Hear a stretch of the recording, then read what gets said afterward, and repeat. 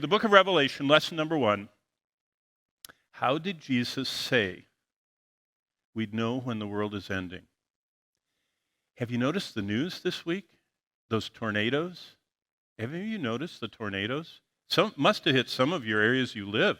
I mean, there were horrible, some of the most devastating tornadoes in history. Do you know what they found out? America has the worst weather in all the countries of the world, just because of geographically where we are. The polar vortex comes down, the warm Gulf air comes up. We've got both oceans, kind of bracketing our country.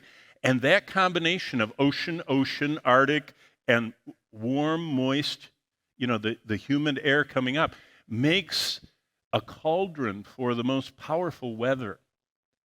But we'll see in a minute, that's only one of the things the Lord says is how we know about the end of the world. Jesus actually gave us a map of the future. Before we go to Revelation, I have to answer for you why we would even believe in prophecy, why we would even believe that the world is going to end, why we wouldn't join the guy from Star Trek, what's his name, Shatner. You all know? Is that too old? You know the original Star Trek?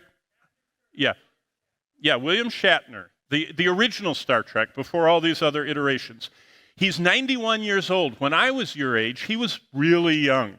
And he was doing Star Trek, the original. They were coming out week by week. Do you know what he just said? He said the current generation is four-letter word, that really bad four-letter word. They're doing that to the world. They're effing the world, as he put it.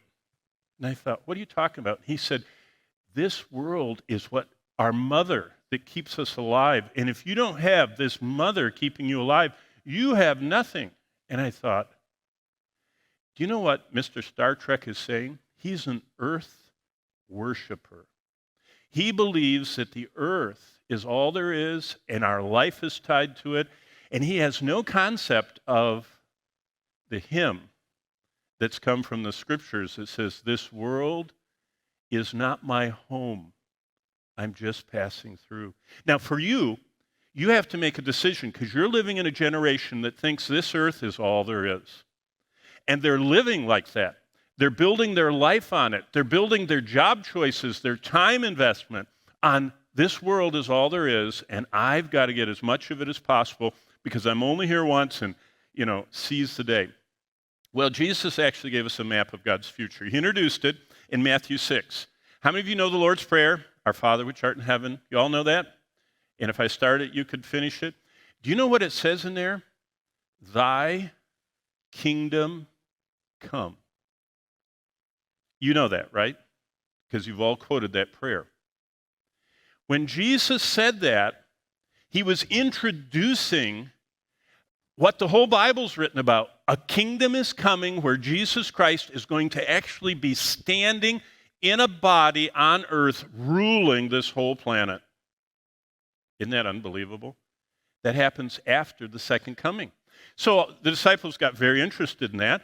And so Jesus started explaining it, and he outlined the whole thing in Matthew 24. Matthew 24 and 25 is Jesus' longest sermon about the future. And he gives 2 big chapters on it.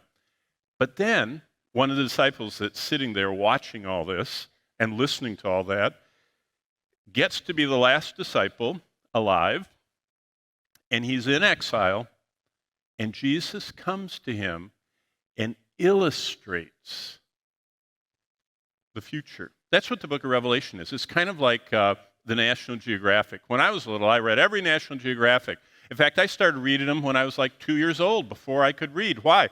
Because it was mostly what? Pictures, illustrations of everything, from butterflies to banana trees, and balloons and everything in between. And I love the illustration of the world. You want to know about the future? The picture book is what we're studying this week. And this is basically what Jesus said. There are trends for the end of the world.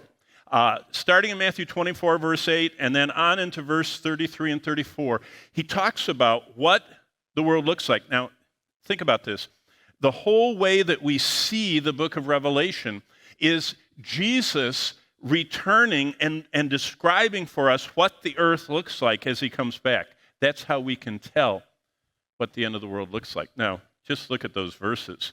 Uh, all of these are the beginning of sorrows. And he lists off, the wars and rumors of wars and plagues and famines and pestilence. So also when you see, now look at this, all of these things.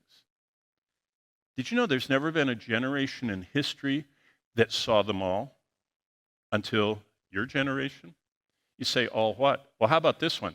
It says in Revelation 11 that when a certain event happens, the two witnesses are killed by the Antichrist. Do you know what it says? You know what God said? The whole world will see that event. Let me ask you, how many events did the whole world see? I don't think the whole world saw every event until we get to maybe the coronation of Queen Elizabeth, but even then it wasn't the whole world. It was like 1 billion people, and they thought that was huge. Why? Because there was not yet invented until 1953 what we call television. Most people don't say that, they say TV. And most people don't even say TV anymore. They're on their phone, But the Bible talked about the whole world seeing things. And that was impossible till 1953, when television started being broadcast internationally. Then Jesus went on to say in verse 34, "Assuredly I say unto you, this generation will by no means pass away till all these things take place." I'm glad I'm not teaching Matthew. I see it's on your schedule, so I don't have to explain how long a generation is and which generation he's talking about. But basically, Jesus said there's going to be a collection of things, and when someone sees all of them, the generation it does is going to be the terminal generation. What are those trends? Well, basically, Jesus describes in Matthew birth pain characteristics. What's a birth pain? Jonathan said I have 8 wonderful children. Actually, we have 9. We lost one. We lost one in the 80s and died prematurely. And I used to always introduce that event to people, and I say, well, we have one already in heaven, and the rest we're really praying for, because they were born sinners. But I've watched a lot of births.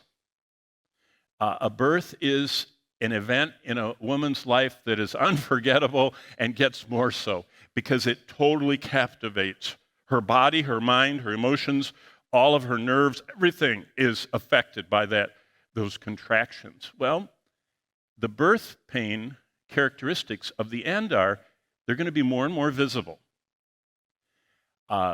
If you read the news, everyone's talking about the number of F-level tornadoes last week.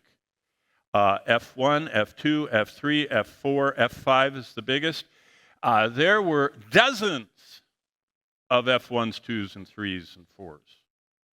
And they said it's unprecedented. I mean, 600 people in one tornado go to the hospital in Little Rock, Arkansas. Greater visibility. What I'm saying about that is everybody's aware of it. Greater frequency. I mean, things are happening so fast, your generation doesn't notice it. Our generation does because it wasn't that fast in our time. I mean, there was an earthquake here. There was an earthquake in 64 that got the world's attention. There was another earthquake until like 79 that got the world's attention. Now we're having earthquakes. Did you see Antioch? Antioch in Turkey's gone. Unbelievable, that earthquake just 2 months ago. Greater intensity, greater impact. So Jesus said, you'll know it's the end when you see more frequently, more intensely, more powerfully impactful events. Now, look at this. This is why I went to Matthew. Matthew 24 is called the Olivet Discourse. It's also repeated in Mark 13 and Luke 21. But the events Jesus talks about in that message in Matthew exactly parallel the events in Revelation. That's why I said John just is the illustration of all those things.